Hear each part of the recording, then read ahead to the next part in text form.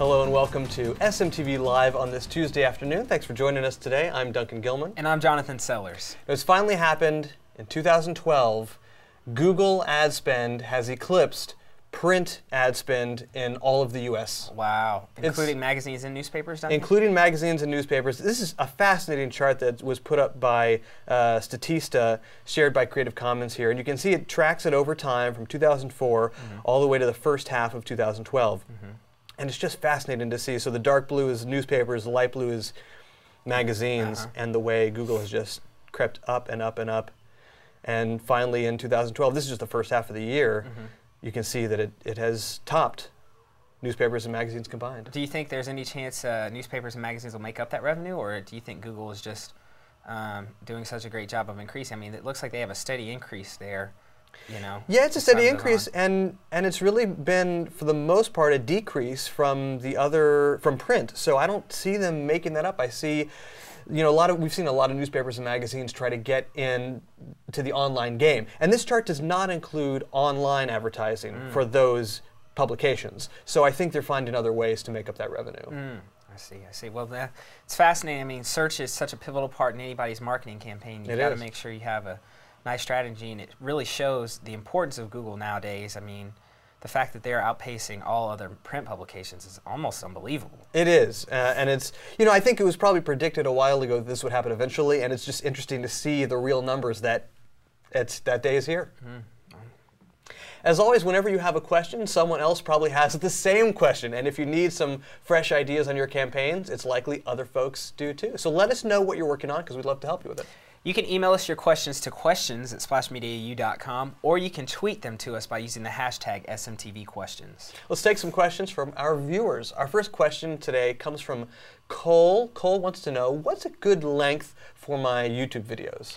Well, Cole, of course, you know, it all depends on the subject matter and what you're discussing in your videos, or what you're trying to, you know, whether you're trying to entertain or inform. We generally suggest between 60 and 90 seconds, although 90 seconds is really long. You have to remember that the internet generation wants something short, sweet, to the point. You know, they don't want a lot of, you know, just walking around the point you're trying to make. Make sure you're direct and focused with what you're trying to say.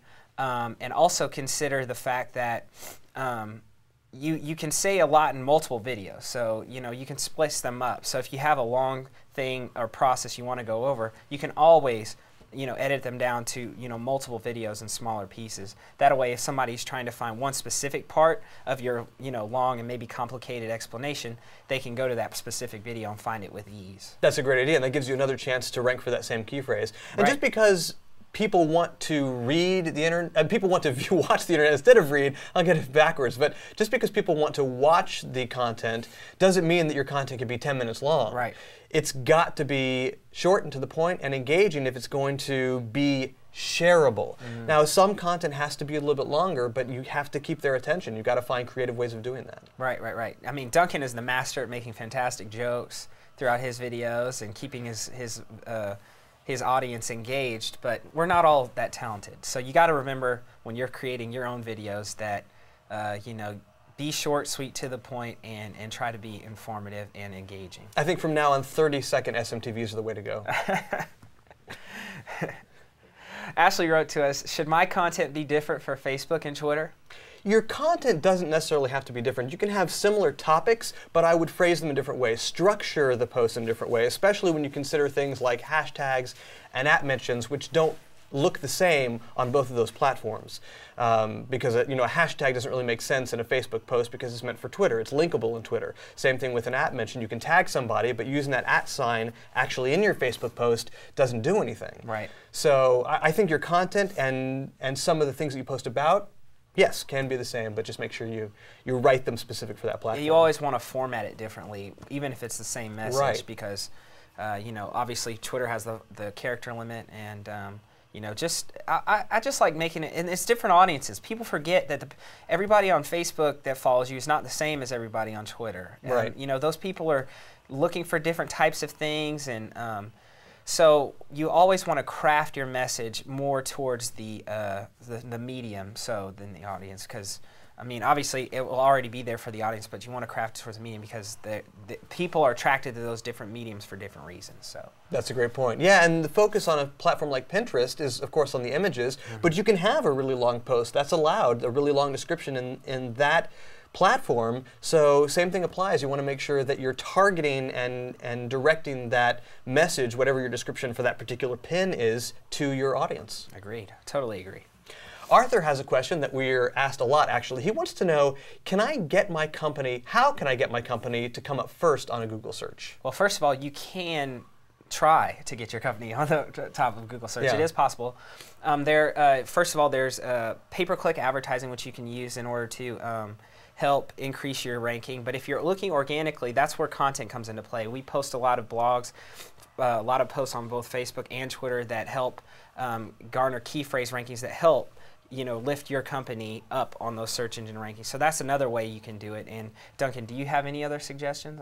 I think that makes perfect sense. If you're trying to get your website to rank, you got to make sure that your static on-page optimization is fully fleshed out, because if you want your website to come up first, your website title has to be optimized, your different pages within your website, those have to be optimized, and then on top of that, if you can provide regular dynamic content like with a blog, that just helps even more, because you can do some key phrase research and find topics that are relevant to your industry and write about those. Also, don't forget about YouTube. A lot of people forget to optimize those descriptions for their videos and for those channels, and those two, especially if you embed those videos on your website, can help increase your rankings in Google search. And you want to pay some attention to how many searches a particular phrase is getting. If we're talking about either a page on your website or a particular blog post, you can use Google's keyword tool that's actually a part of AdWords, but it's free for anybody to use. Sure. And let's say you want to come up for the phrase Dallas Cafe, because you're a restaurant in Dallas. So it's important to note over here how many people are actually searching for that, and on top of that, then how many people are competing for that same phrase. So it's great that we have 33,000 searches, but if we do a specific search, let me put quotes around it, it's got 17,000 results in competition, which is actually pretty good. Yeah. It's well, because you see search results with millions and millions of searches, so a 17,000 number is probably something that you could have a good chance of ranking for. Yeah, definitely a great opportunity there. Yeah. If you are a Dallas Cafe, Duncan's if you are. Donuts Cafe. By the way, if you're a Dallas Cafe, you can send those checks care of Jonathan Sellers and Duncan Gilman. Renee wrote to us, it seems easier to get a follower on Facebook than on Twitter. Do you have any tips for getting more followers on Twitter? I think it's in certain ways each platform is easier, because on Twitter you can actually reach out directly to anybody, because an account is an account whether you're a business or a person. That's a little bit more difficult on Facebook, because you can't directly message people. You can't make the first move on Facebook as a brand page. You have to wait for people to come and address you and comment on your post. So I would say on Twitter, actually, the easiest thing to do is just start going out and following people who are relevant. See who your competitors are on Twitter. If the competition has Twitter accounts, go in and follow the people who are following your competition. Right. Obviously, if they're following your competition, then they're interested in your product, right? Similar products and services, and so that could very well be the start of a good relationship between you and that person, because if they say, oh, this person reached out to me, then they'll start following back and you can communicate and engage with them. That's a great opportunity there. But strategic following campaigns, there are a lot of services out there that can help you find the sort of people that you're looking for, or your potential customers, and right. who you're looking to target. So use those services and go through them and build your own sort of community that way. It usually works well with us. I know we've been very successful with it. So it does, and even on Twitter itself, you can do a simple search for a particular phrase in a certain area. Like we're getting into winter time now, so maybe you're a company that fixes ACs and heaters.